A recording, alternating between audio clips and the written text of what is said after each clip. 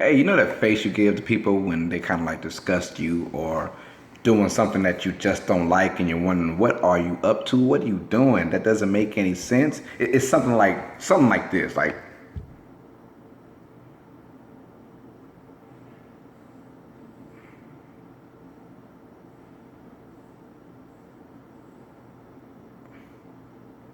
yeah, that was my face the whole entire fourth quarter when it came down to Atlanta's offense. That was bad. Anyways, welcome all sports fans, all YouTubers and Facebookers all across the nation. This is Uneducated Sports Talk. I am your host, Carlos Clayton, and we're back at it again, and we'll give you a Super Bowl 51 recap. The Atlanta Falcons fall to New England Patriots 34-28 in the Super Bowl's era first overtime, even though it did not last long at all. 34-20 was the final score. Tom Brady is the MVP. Throws for a bazillion yards. I don't know, 460 something yards. And he goes off and he rides off to the sunset. I lie, he's not right off to the sunset. He better not if you're a Patriots fan. But what a great game if you're a New England Patriots fan, and what a horrible way to lose if you're an Atlanta Falcons fan. You're up 28-3, and I'm telling you, Falcons fans, they've had the highest of highs, and they went from the lowest lows all within 4 hours. And vice versa with the New England Patriots, they had the lowest of lows, and then they had the highest of highs. You rather have the highest of highs be second, because that means obviously you ended off on a good note. Down 28-3, the New England Patriots come back and rally. Basically, mid third quarter to the fourth quarter, they scored 25 unanswered points to bring it into overtime. Then, of course, the match go heads. You get heads, obviously, Patriots win the coin toss. I already knew then they were going to win. Simple as that. Atlanta Falcons defense was gassed, as you could tell. And you feel bad for the Atlanta fan base because they had to go through that horrible fourth quarter. I know it's like an empty feeling that you never ever want with your team. Like, the Saints are my team, but if I make it to the Super Bowl, I don't want to lose like that.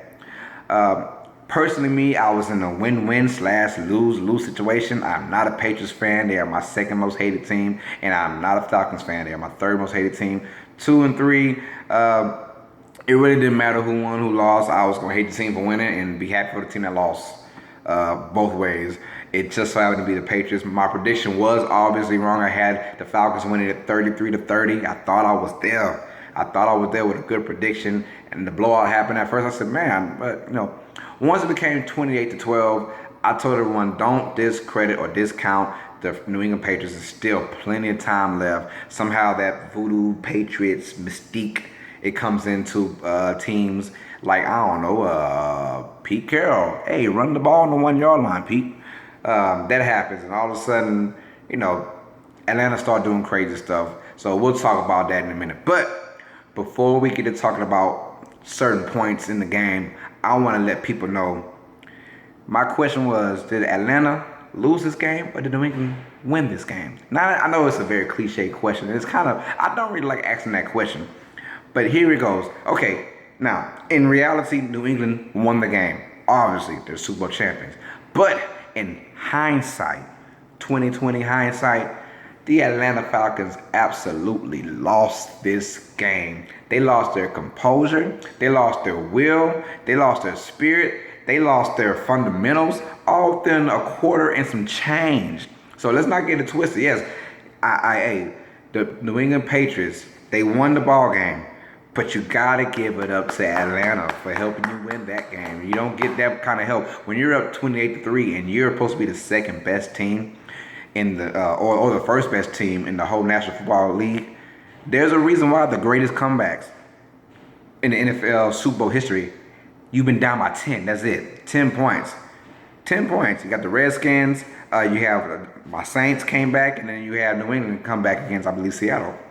So those have been the greatest comebacks because both teams are supposed to be the best teams from each conference. So they fight. If you're up by 25 points, you don't lose that game. I don't care who it is, what stage you're on. If you're up by 25 points, you do not lose that game. Atlanta lost that game, and I hate to say it, they choked. I'm not a big choke kind of person, man, but Atlanta Falcons, that team choked.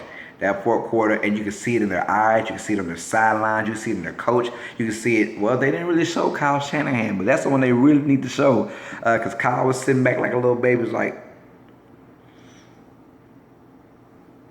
what time it is in San Francisco? Yeah, no, because he was ready to go after that. He was ready to go. Yeah, so before we get that, the Falcons lost the game. The Patriots still won, though, obviously. But the Falcons, they gave it up to them, man.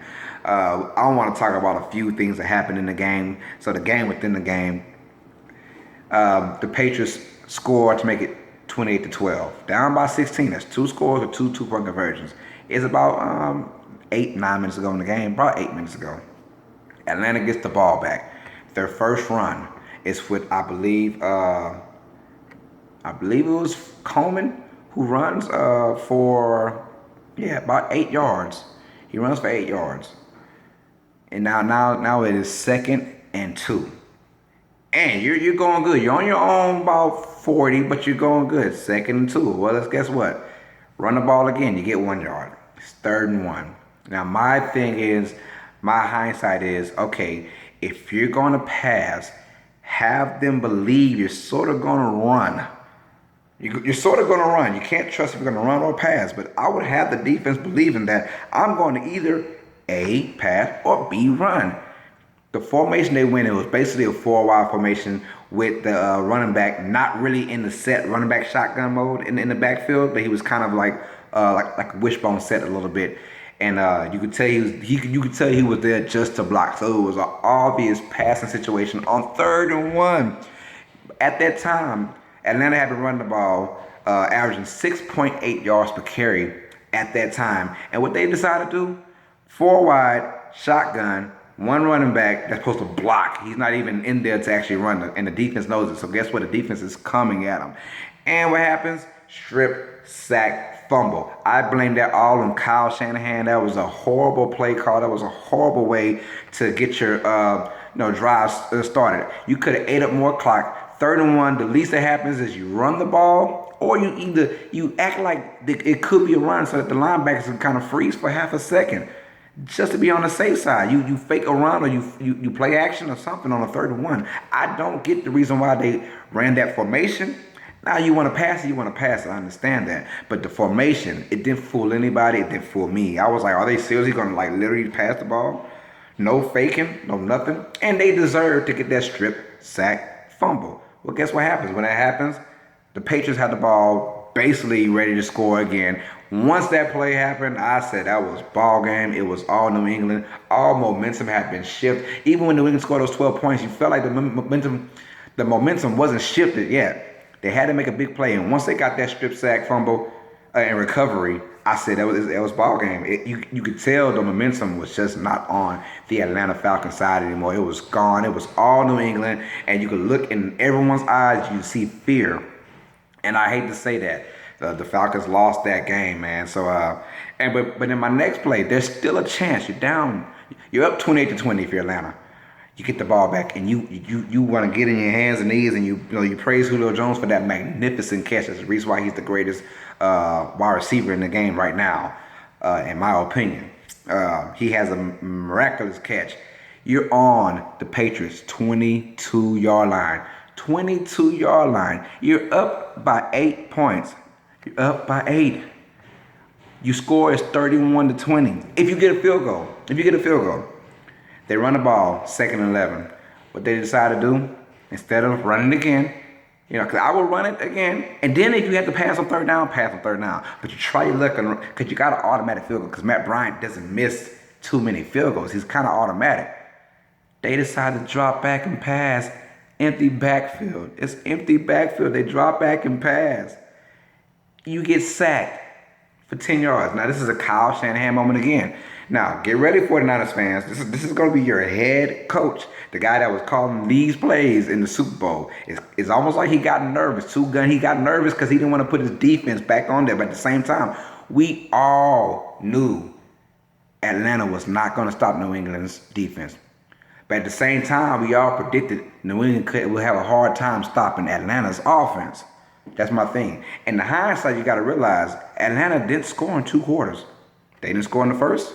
They didn't score in the fourth. They only scored in the second and the third. And they only scored one touchdown in the third quarter. So basically, Atlanta kind of hindered themselves.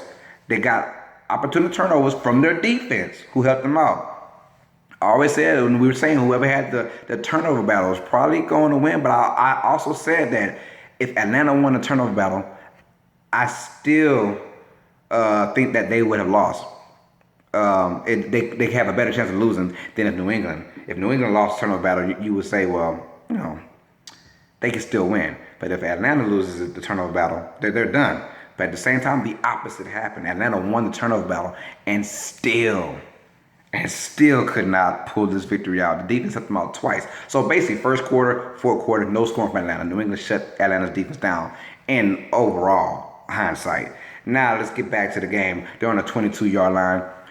They run the ball, 1st and 10. They get stopped. It is now 2nd and 11. They decide to pass the ball. They get sacked. And now it is 2nd and 21 or 3rd and 21. They get a holding call. So now it's 3rd and 33, something like that. It's crazy. After that, you're out of field goal range completely. I would somehow, that 2nd and 11, you run the ball again. Or even when it's 3rd and 33, you do a chip pass to get 5, 6, 7 yards to get back in somewhat decent field goal range. Because at first they're looking at a 65-yarder. You could have made it a 57-yarder, a 56-yarder, something like that. Kyle, you can't take all of it at one time. And that's what he was doing. He kind of got nervous, and you showed it, even though he's sitting in the press box by himself. He got real nervous. And speaking of press boxes, I want to say that Arthur Blank, don't you ever do that. If you make it back to the Super Bowl, brother man, wait till the game is over. Then you bring your happy butt down to the stadium and into the field. And then you can go smile and wave and be happy. Man, he brought himself back in, and that's when all the chaos happened. If I'm an owner, I'm not showing my face on the field until it's like concrete and stone is ready to, confetti fall down, because I'm not about to look shamed like that. He got a little too happy. So Kyle Shanahan, he showed, I want to say, immaturity in play calling. And the reason why I say immaturity in play calling, because it was simple things. Teams play to not lose, and which is understandable. And most times I hate teams who play not to lose. But in a certain situation, you don't want to play to win the game, because that obviously came out to bite you in the butt. You want to play to not lose that game. Once you get into the fourth quarter that deep, we're talking 4 minutes to go, you want to play not to lose. And when you got in that situation, so when you're on the 22-yard line, you got to think to yourself, man, if I kick this field goal, we're about 11 points, about 3 minutes, maybe 2 minutes ago, depending on if you run the ball. You're about 11 points. It's got to be a miracle. To be down, because you still got to worry about the onside kick. New England's using their timeouts, It's a miracle for them to come back. Well, this game was actually a miracle as well, if you want to say that. But we've seen games like this before. But, you put yourself in good situation. In that situation, you should have played not to lose. And my uneducated dummy for that game was Kyle Shanahan. I don't blame it on the Atlanta's defense. Everyone's saying, Atlanta defense, they look so horrible. We knew that coming in. We knew the New England defense was going to kind of have problems with Atlanta's offense. And for the most part, they did not have problems with Atlanta's offense. Like I said, Atlanta only scored in the first and the fourth quarter. They didn't score in the first and the fourth quarter, only the second and the third. So you can't, discredit Atlanta's defense. They gave the offense situations to score. Now, we knew that the offense had to predicate themselves on winning, on taking care of the ball, time possession. That helps your defense out. At one point, I believe the Patriots just about tripled them in plays at one point. So, Atlanta kept going 3 and outs. When you go 1 for 8 on third downs, 1 for 8 third down conversion, that's not good. That's not staying on the field. And yes, you had big chunk plays to help that out, but 1 for 8 on third down, that's not a good look, and you're not going to win anything on that. So, but I also want to give credit where credit is due to the New England Patriots, because somebody had to capitalize on those mistakes, right? And what better way to capitalize it than the New England Patriots scoring touchdowns and 2-point conversions? It was funny because once it was 28-3 and New England kicked the field goal, New England scored a touchdown and missed the field goal. The dude was like, one of the guys he was like, man, they can't even score 7 points. Well, guess what? They didn't need to score 7 points for the rest of the game. They scored straight 8 points on them. So that was funny, I thought. But at the same time, someone had to capitalize on it. And Tom Brady did what Tom Brady does best. He drove them down methodically. He looked good, precision passing, right on the money. People were getting open, and then people were getting tired. And I don't blame them. I mean, they played such a good game to cause those fumbles. I mean, anything is, you cause fumbles and those turnovers and an interception for a touchdown. That's good. That's you want that from your defense to be, ready for any turnover, to pounce on it, to go. But at the same time, the offense stalled for Atlanta, and that was supposed to be their driving force to help them win this game, especially late in the fourth quarter when you know that your defense was gassed out as it is. Because Tom Brady just, 10 yards here, 12 yards there, 14 yards here, 11 yards there. I mean, it was just constant. They're huffing and puffing, and you can't blame them. Dwight Freeney was the only one that actually, was kept coming.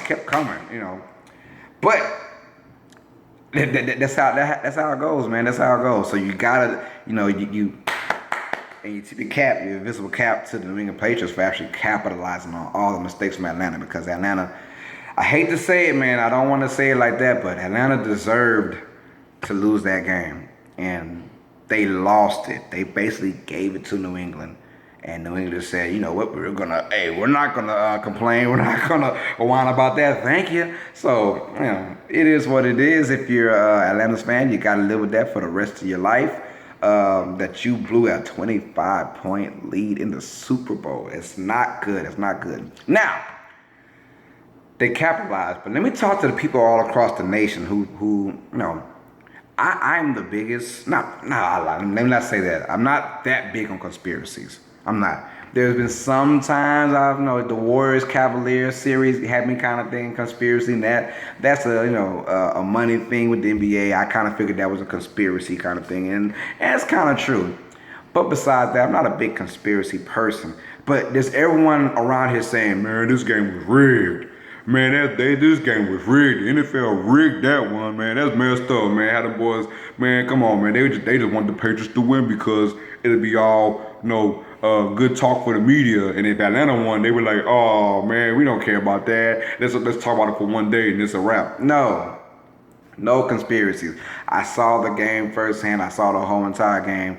That game, outside of one call, there was one bad call when Sanu got face masked and it wasn't called with the holding call. But that happens though. But Atlanta got lucky breaks too to make it at 28 points to score that touchdown. They had got a few good calls too. So I mean, this game was more about Atlanta losing. Now, if somehow Atlanta just wasn't losing the game and you could just tell the refs kept calling bad stuff, then yes, you would kind of say it was conspiracy. But no conspiracies here. I don't like the Patriots because all of their stuff outside of football that they dealt with, all the cheating they did and the scandals. That's why I don't like the Patriots. All the scandals, the Tuck rule, that kind of thing, Spygate, Deflategate, all that. That's why I'm not a Patriots fan. But at the same time, in this particular game, there was no cheating. There's no conspiracies. Atlanta just lost the game. So I don't want to hear people talk about, hey, that was a conspiracy, man. They just wanted to win. No, Atlanta should have won, being about 25 points. I don't want to hear nothing about a conspiracy. When you're about 25 points, I don't care who comes down. I don't care. It could be the 12 disciples themselves coming in. You up about 25 points late into the third quarter. You got to win that game. I don't care who you are, man. So let's just stop that right now. Now, it's something I want to get to as well. Sad for me to say, I'm a big Drew Brees fan, and I always say that pound for pound, Drew Brees is the greatest quarterback in the game, but he's only like 5'11". I always say, what if Drew Brees was 6'3", 6'4", he would be the coldest guy ever, but he's got to stretch his neck out all the time to pass the ball, and it was kind of tough for him to look at. But I got to give big shouts out to my man Tom Brady. Like I said, I'm not a Patriots fan, but I am a fan of greatness, and it is Tom Brady. And right now, with this Super Bowl win, that in my mind told me he is the best quarterback of our era. When I say of our era, I'm talking, people still alive today, so they've seen the 70s, the 80s, the 90s, early 2000s, and now today. I think Tom Brady just has that it factor, and I like the way he does things, man. He never sweats. He threw a pick six, and he didn't sweat at all. the man is the greatest quarterback in our era right now. I got to give big shouts out to him. There's no comparisons. He's even above, I dare try to say, Peyton Manning. I think Peyton Manning is, it's like a 1A, 1B. I give 1A to Tom Brady right now. I just figured if Peyton Manning had the same players, the same scheme as Tom Brady, Peyton Manning would probably have 8 Super Bowls. But he doesn't. And it's all about the W's right now. That's 5 rings for Tom Brady. And he's been in, that makes 8 Super Bowls. 7 Super Bowls. So, shouts out to Tom Brady. He is, in my opinion, the greatest quarterback of our era until someone overthrows him when he retires. But it won't be this year, Patriots fans, I promise you. He's not going anywhere. He's going to try and go for back-to-backs, man. So, what a crazy Super Bowl we had. Undeniably, it started off as very lackluster if you're a Patriots fan. And I was like, man, are the Patriots even coming in to play? Do they want to play? And they proved me wrong at the end. So, shouts out to the Patriots fans for believing, the ones who stuck in. I know a few Patriots fans that are really, really down. They're like, oh, this game is over with. I'm not going to say any names, though. But they show grit and grind, and that's the heart of a true champion. Patriots deserve it. They are your Super Bowl 51 champions by defeating the Atlanta Falcons 34-28. Tom Brady's MVP. It's all good in Boston, in the New England area. Everyone's having fun. In Atlanta, I don't think no one's going to work. They probably they're very miserable. Monday morning was probably a bad time. A lot of call-outs, I'm guessing, from Atlanta faithful. Well, we'll talk about next season. Just a little recap. NFL is the only sport. The National Football League is the only sport where the next year every team in your mind has hope, unless you're the Cleveland Browns. That's it. But the other 31 teams, they all have hope of winning, whether it be a division title, whether it be getting to the playoffs, whether it be getting 8-8, 9-7. There's always hope, for any team, unless you're the Cleveland Browns. But there's always hope. So I'm ready for next year already. It's sad to see it go, but we understand that there will be a next year. And as a Saints fan, I'm ready. I'm pretty sure you're a fan of whoever you are. I know you're ready as well. So I'm just excited and I'm ready for it. I guess I can get my pick. Right, for next season. Last year, I said the pick would be New England against Green Bay, and I had Green Bay winning. But Green Bay, even though they came on hot, they lost a lot of defensive firepower. Atlanta came out there like gangbusters and blew them out. I understand that. That's how things go. But I was very, very close from that pick being right. So I said, well, guess what? I'm going to do a pick this year, too. So my pick for this year is very tough. I don't know who I really want to go, but if I had to pick right now, just a gut feeling out of the NFC, I'm going with the Seattle Seahawks to win it in the NFC, and then I'm going AFC. Oh man, that is always a tough one, but I'm gonna go ahead and say the Oakland Raiders.